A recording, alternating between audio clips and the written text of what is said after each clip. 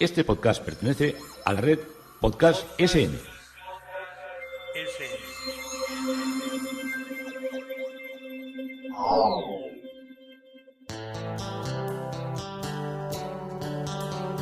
Historia con sentido. Un podcast realizado y presentado por Juan Carlos González.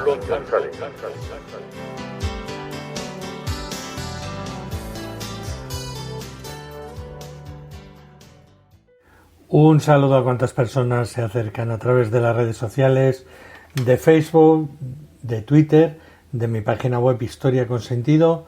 Yo soy Juan Carlos González y un día más encantado de acercaros una parte de la historia. Hoy iniciamos nuestro recorrido por el Gran Canal desde la Chiesa de San Marcola. Continuamos extendiendo hacia el final del Gran Canal. Nos queda poco ya.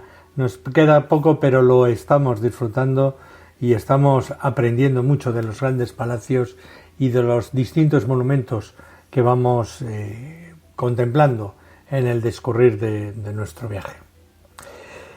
Pero antes de ello, como decíamos ayer en nuestro introito, estábamos en la caldera de Taburiente, en la isla de La Palma, en el gran volcán que se abre hoy a ser uno de los más bellos parques naturales. Y toda esa parte, lo que más nos llama la atención es que es todo prácticamente en una densidad muy grande, está todo lleno de pino canario. Así como la parte que hemos ascendido es una parte muy tropical, la parte de la cumbre dorsal de la caldera de Taburiente y del resto de la cadena de volcanes es la parte, como os digo, que baja en lo que sería la vertiente derecha de la isla, o la parte este sería toda selvática, la parte de cumbre sería todo pinares, y luego la parte oeste serían todo después donde se terminan los pinares y el clima se hace más benigno porque está a menos altitud. Todo eso ya son plataneros. Entonces, como digo, una preeminencia del pino increíble, pinares de pino canario, más pinares, todo ello salpicado, en este caso cuando lo visito yo, no de unas bellas praderas, sino de mucha acumulación de cenizas, no una capa excesivamente gruesa, pero sí una capa de unos 3 o 4 centímetros en muchos puntos, lo que te hace visualmente tener un contraste enorme entre el verde de los pinos, el color de la madera, ese marrón grisáceo que tiene el tronco del pino, y el negro del suelo. Parece como una especie como de bosque no contemplado o no conceptualizado por los que tenemos la visión de los pinares peninsulares. El centro de interpretación de la caldera de Taburiente está magníficamente organizado, tiene sus servicios, tienes espacio para estar sentado, grandes maquetas, toda una serie de material, sobre todo gráfico, para apreciar cómo ha sido la formación geológica, las realidades geológicas. Está todo hecho bien, con mucho diseño. Luego fuera tienes un jardín botánico donde hay muchas de las plantas endémicas y de las plantas típicas que hay allí, porque claro, mucha gente no se va a lanzar lo que es andar cerca de 17 horas por dentro de lo que es el parque, porque muchas personas no tienen tiempo, entonces quieren tener una visión más concreta, pues lo hace desde lo que es el jardín botánico, que está fuera de lo que es la edificación. Todo esto está en el municipio del Paso, al cual todavía no hemos accedido y que lo vamos a dejar, como por así dijéramos, el casco urbano lo vamos a dejar fuera, puesto que nosotros vamos a acercarnos hacia la parte donde vamos a contemplar más el volcán Cumbre Vieja, pero tiene por una de las características que en el municipio del Paso se conserva todo lo que es el ciclo completo de la técnica ancestral, ahora en la actualidad trabajando industrialmente, que yo creo que es la única en Europa, que es el que empieza este proceso con la cría de los gusanos para producir la seda, y acaba con la confección de prendas de seda. Es un proceso laborioso que requiere de la colaboración de varios especialistas y culmina con la producción de un tejido de gran calidad. La materia prima es, pues, como sabemos, el hilo, porque alguna vez cuando he hablado de la seda nazarí, de la zona del Valle del Lecrín y de Durca, los he hablado que era una zona de gran producción de seda. Por eso todavía se conservan de un modo natural moreras y se crían muy bien. La morera es el árbol favorito para que se coma sus hojas el gusano de seda. Eso os lo digo para que tengáis una aproximación. Y la materia prima es el hilo de estos gusanos de seda de los que estoy hablando, y el proceso de hilado se realiza mediante un sistema primitivo y minucioso. Y una vez tratados y seleccionados los capullos, se introducen en agua hirviendo y con una rama de brezo se tira de los hilos hacia un torno contiguo en donde se va formando la madeja. La hebra no debe partirse y debe mantener siempre el mismo grosor. Una vez obtenida esta madeja, el proceso continúa con el lavado, el teñido y el torcido o el agrupar varios hilos que son los que dan, con los que ya estos hilos quedan más gruesitos, quedan en condiciones de poder ser tejidos. Para ello, en esta tradición antigua se utiliza un telar de pedal idéntico a los introducidos por los conquistadores castellanos en el siglo XVI, y la selda palmera, una vez tejida, se utiliza principalmente para prendas tradicionales como fajas, corpiños, faldas, manteles, etc. Y además se ofrece también en forma de modernas corbatas, chales, fulares, pasminas o camisas. Hay un taller que se llama el Taller de las Hilanderas, que está ahí en el paso y se ve el anuncio de taller de seda, que cuenta con una exposición dedicada a lo que es este arte tan interesante de vivirlo históricamente. También arriba hay un punto que es el mirador de la Cumbrecita, que aunque es un punto pequeño, pero sí sé que se tiene una visión muy interesante de todo lo que es la caldera de Taburiente. Se puede obtener desde él una panorámica de todo lo que es el parque.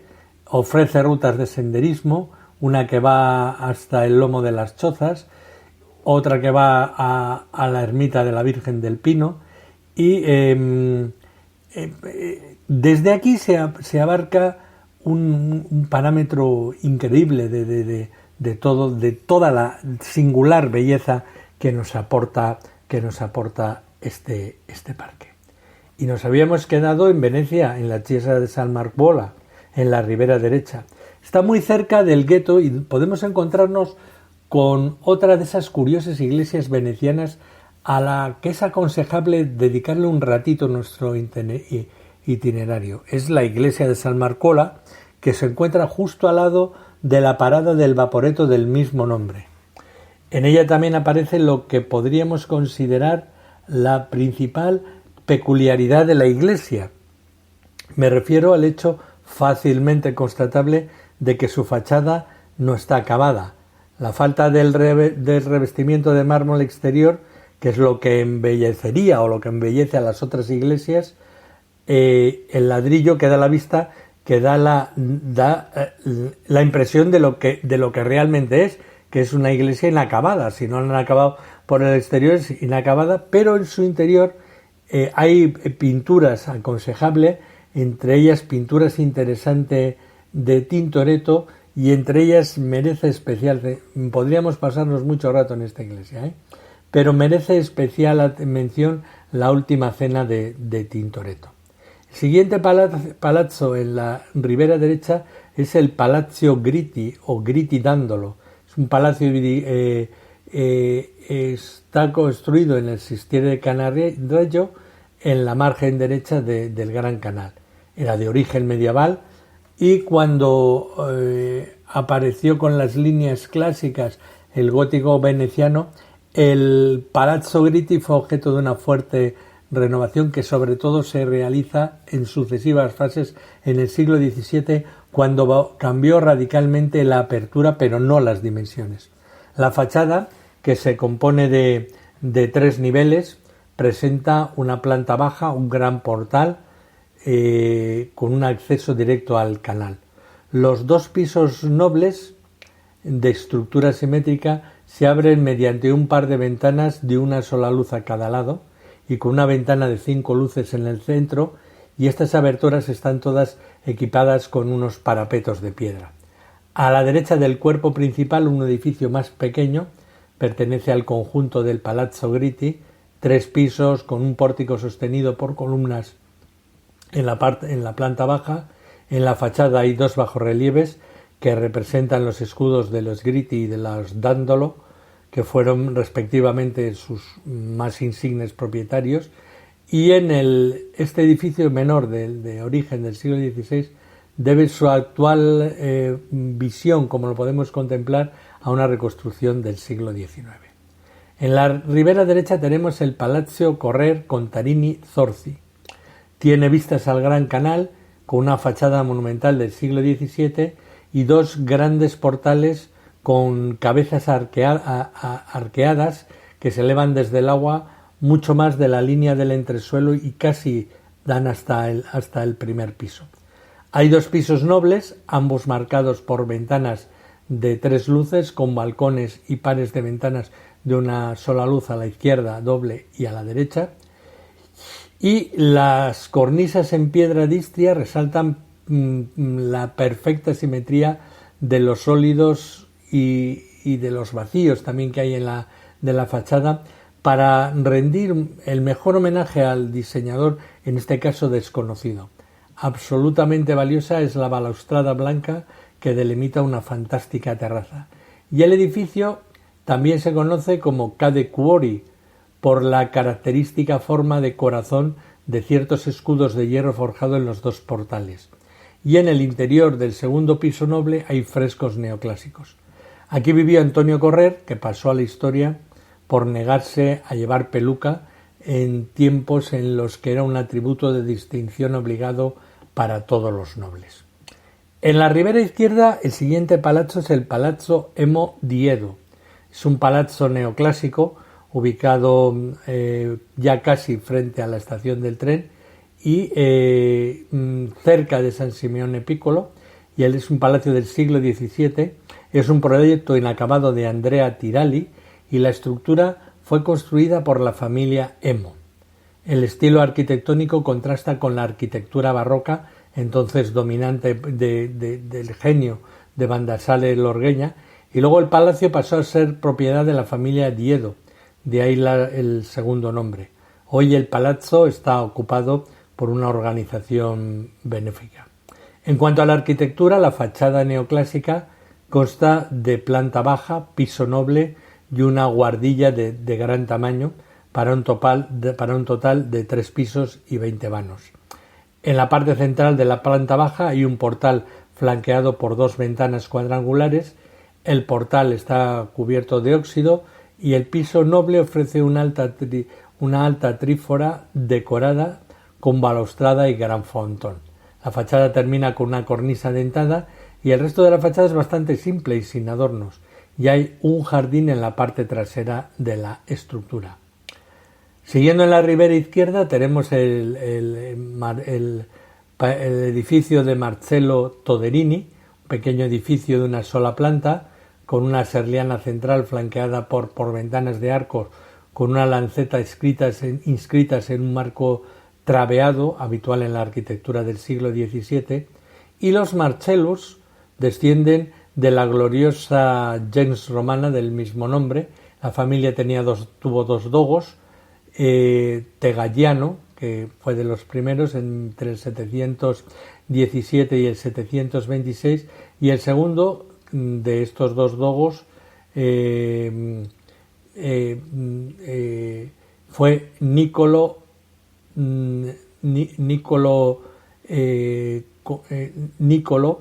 que estuvo gobernando,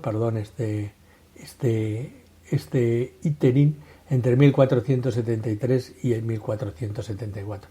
Pero incluso entre muchos capitanes y estadistas famosos que esta familia dio a la Serenísima, su nombre brilla a través de la gloria de dos hermanos músicos, Alessandro y aún más Benedetto, que nació en el Palazzo Marcello del Río de la Maddalena, y como patricio la vida de Benedicto estaba destinada a servir la República. De hecho, ocupó muchos puestos importantes como administrador general en Pulla y también formó parte del grupo de los 40, pero de los 40 representantes, delegados, gobernadores o los que llevan el cogobierno con el dogo de la Serenísima.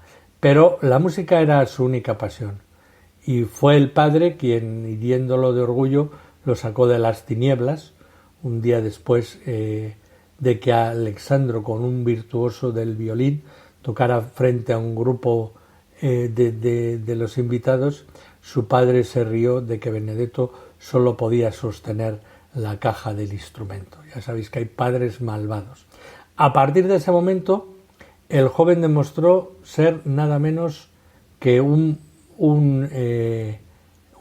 ser más que nadie en su familia, y aunque de naturaleza compleja, contradictoria, era una persona de imaginación vivaz e imaginativo. Era introvertido y melancólico, pero esto le hizo escribir varias obras, composiciones orquestales y maravillosos salmos que hoy son todavía muy apreciados e interpretados. También emergió como un crítico agudo y mordaz. Se enamoró de una manera digna de su talento, de su propio talento artístico.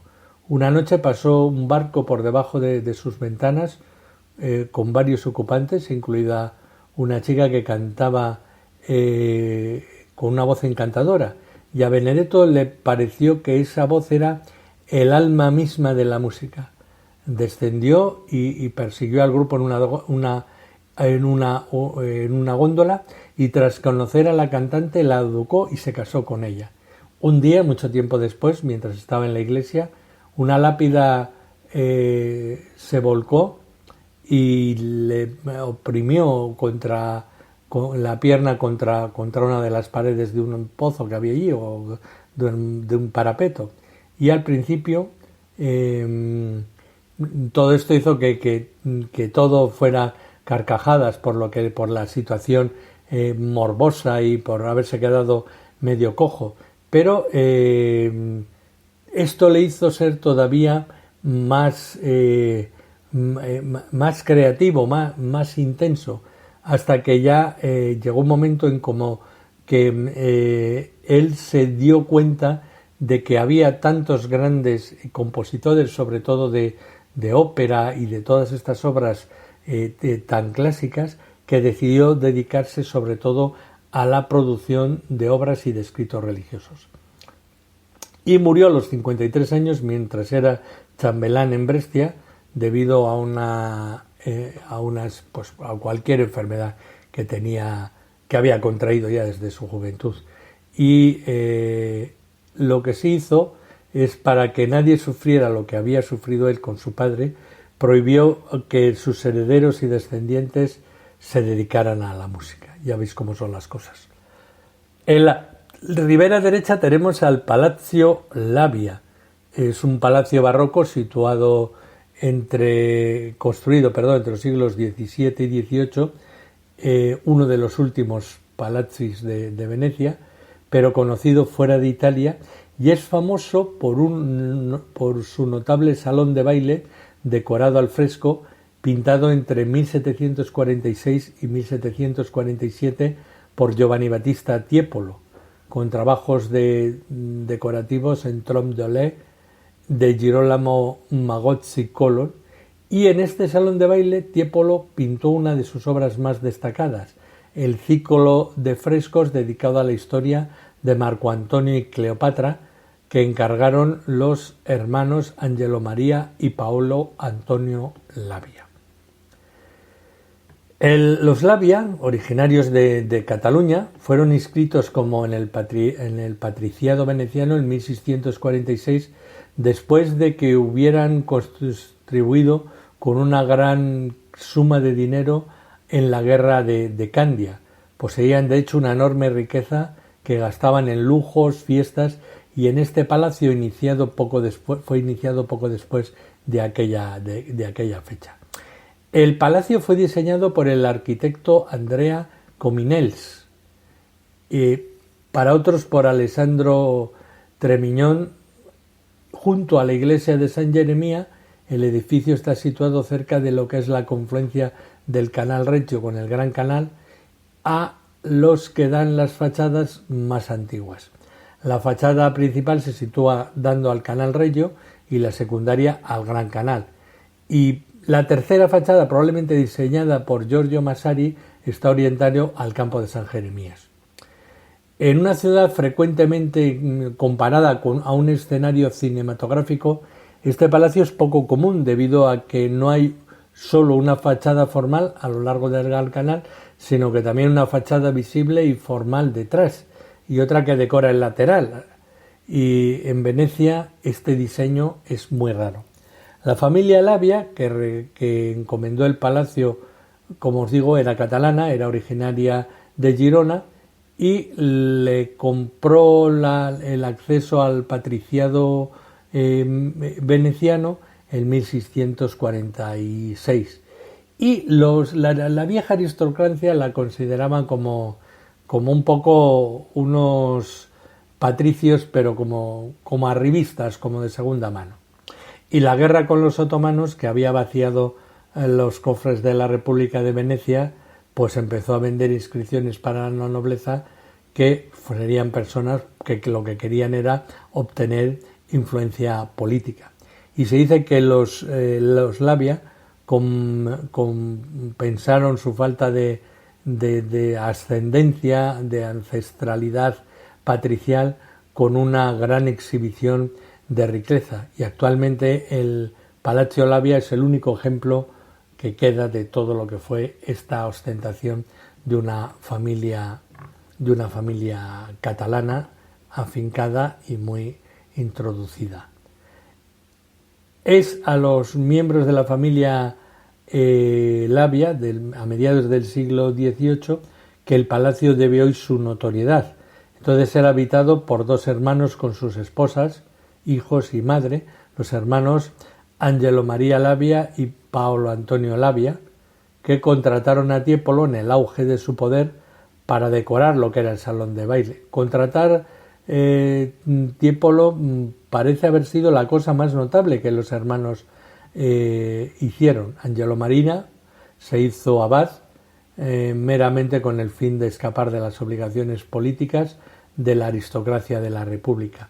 Y, curiosamente, su ocupación sagrada no evitó que se casara. Su esposa, sin embargo, era una plebeya, lo que indica un estatus casi morganático de la boda. Y el principal interés de Angelo era construir un teatro de títeres, el cual escondía verdaderos cantantes detrás de sus escenarios. Los títeres representaban frecuentemente piezas satíricas escritas por el propio Angelo, y en una fase posterior de su vida falló en la capacidad de hacerse querer por la sociedad veneciana en convertirse, pasó a convertirse en un informador de la temida Inquisición. Su hermano más joven, Paolo, se casó convencionalmente con la vieja aristocracia veneciana, una clase preparada para aceptar el dinero y la hospitalidad de la Labia, si no en igualdad, al menos en apariencia. Paolo tampoco nunca asumió cualesquiera de lo que eran los deberes públicos. Parece haber sido su madre, María Labia, la fuerza motriz intelectual de la familia. De una gran belleza en su juventud, fue pintada por la pintora Rosalba Carriera, y el viejo y comentador social francés Charles de Brossat registró que en su edad avanzada ella tenía una inteligencia viva, una naturaleza elegante y poseía la más refinada colección de joyas de Europa. Esta colección fue también tratada y retratada en alguno de los trabajos de Tiepolo que pintó en el palacio. La fortuna el poder y la vida mundana de los Labia declinaron con la caída de la República Serenísima ocurrida en el año 1797. Esto coincidió con el periodo en que la obra de Tiepolo era impopular y poco apreciada, y durante el siglo XIX el palacio entró en decadencia. Había sido vendido a un príncipe de la familia Lobkowicz. Este lo cedió a la fundación israelita Königsberg, que lo subdividió en varios apartamentos para arrendar, y se instalaron allí una fábrica de tejidos, un aserradero y varias familias que incluso tendían la colada en el salón de baile.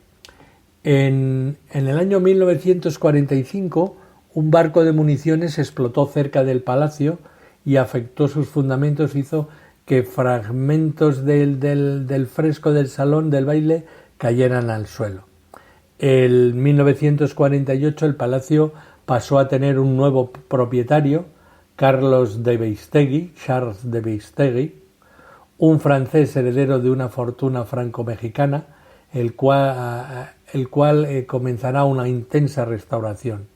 Beistegui era un natural y hábil decorador de interiores y para el abandonado palacio compró equipamientos de los vecinos menos afortunados, incluyendo frescos de Raffaele y Annibalo Carracci y obras de Guido Reni.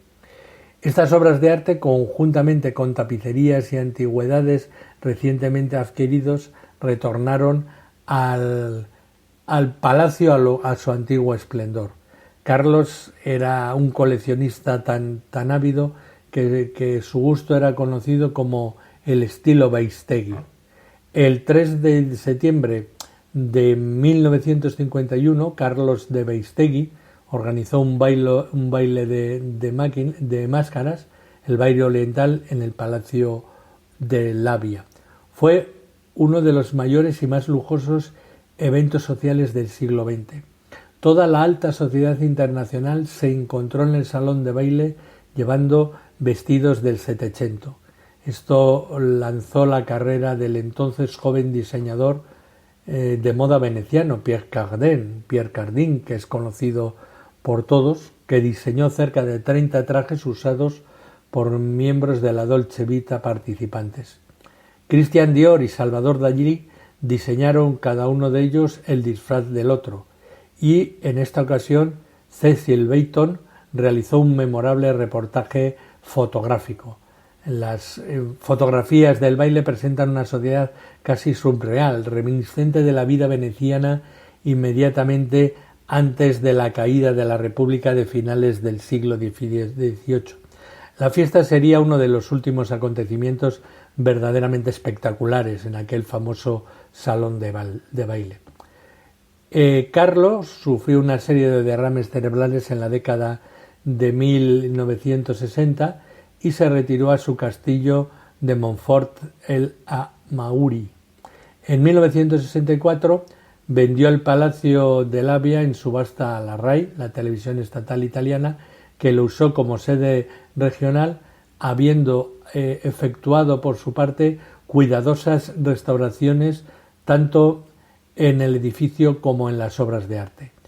Carlos murió en 1970 sin dejar testamento y su fortuna, que incluía los palacios y su contenido del Palacio Labia y su casa francesa de Château de Grussé, un palacio amueblado de forma singular, pasó a su hermano, que dio Grussé a su hijo Johnny de Beistegui, y se quedó con el otro. Y cuando los elementos en cuanto a lo que eran los elementos del antiguo Palacio Labia fueron subastados en Sotheby's, y en 1999 las obras de este oriundo vasco-francés se consideran que fueron la mayor y más cara subasta de obras de arte que se había dado en Francia. Ocasionalmente el salón de baile es usado para conferencias y cumbres internacionales de elevados estatus, y este salón y algunas de las salas están abiertas a la visita pública, pero con cita previa. De cara a su traslado hacia Marghera, la RAI lanzó un proceso de venta en abril de 2008 vinculando a un uso hotelero, no necesariamente, también a algo expositivo y cultural, que era lo que le requería el municipio de Venecia. La fachada del Palacio Labia, por Alessandro Tremiñón, que es la que da al campo de San Jeremías, es tal como se encontraba en el siglo XVIII, aunque más tarde sería ampliada. Y aunque el palacio ya había sido comenzado a finales del siglo XVII, puede ser considerado como un producto del XVIII. Arquitectos como Baldassare Londeña, que denominaban la arquitectura de la ciudad en estilo ejemplificado por dramáticas fachadas, ricas en molduras, con columnas destacadas, es el estilo que permanece, que se altera solo cuando finaliza el Renacimiento. Dos arquitectos poco conocidos, como Alessandro Tremiñón y Andrea Cornelis, fueron contratados para diseñar el Palazzo Labia, y la selección de dos arquitectos relativamente desconocidos es extraña, considerando que el deseo de la familia Labia era el de causar una impresión en la sociedad veneciana. Sin embargo, la localización del sitio compensaba ampliamente cualquier riesgo de la selección de arquitectos desconocidos. Ese cruce, como os he dicho, entre el Canal Reggio y el Gran Canal, junto a la iglesia de San Jeremías, que San Jeremías está pegado prácticamente al palacio, y el campanario de la iglesia, que sí parece incorporado al propio palacio. Y el Canal Reggio, como sabéis, es uno de los más importantes afluentes del Gran Canal.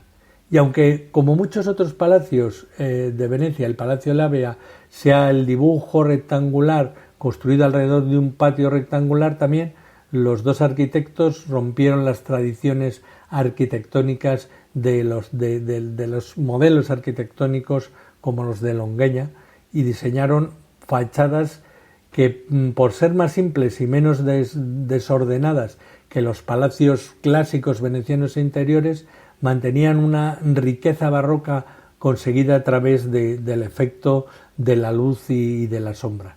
Y la segunda ruptura con la tradición arquitectónica veneciana es el hecho, como os he dicho también, de las tres fachadas. El palacio tiene 5 pisos, la planta baja y el primer piso son ambos bajos, siendo el primero de los dos dórico, rústico, mientras que los pisos superiores son jónicos y corintios. Y los 2 pisos siguientes, el piano nobile o cuarto piso, tiene altas ventanas segmentadas, separadas por pilastras, siendo las altas ventanas vedadas por balconcillos con balaustradas. Y el quinto piso es un bajo mezzanino situado bajo el tejado que vuela, o sea, que sale por encima, siendo aquí las pequeñas ventanas ovales divididas por las águilas heráldicas de la familia Labia. La fachada del Gran Canal es la más pequeña de las 3, alejada de los principios fundamentales, con solo 3 tramos, y la fachada de San Jeremías es de igual esplendor que la que da al Canal Reggio. El salón de baile, el salón de la festa del palacio, con una altura doble de piso, Giambattista pintó, como os he dicho, obras de la vida de Marco Antonio y de Cleopatra. Y las otras salas, constituidas alrededor del patio interno, son pálidas en comparación con el gran salón del baile, pero esto solo es una comparación que nos es inevitable. Hay un famoso salón de damasco verde, donde hay una chimenea esculpida en mármol embutido que contiene gigantescos frescos de Pompeo Batoni, y también una sala de espejos con pinturas que representan el triunfo de Cefiro y Flora. Muchas otras salas del palacio están decoradas con obras de Giandomenico Tiepolo, de Palma il Giovane, de Giambattista Canal, de Plácido Contagni, de Agostino Masucci, de Pompeo Bettoni, de Giorgio Lazzarini, de Gaspare Di Zanti, de Antonio Vicenti, y también es notable un ciclo de tapicerías flamencas de la historia de Escipión. Como veis, absolutamente deslumbrante. Y esto, que ha sido un recorrido largo, nos ha traído hasta la Chiesa di San Geremia, que veremos en el siguiente capítulo de Historia con Sentido. Juan Carlos González, encantado de haberos acercado esta parte de la historia.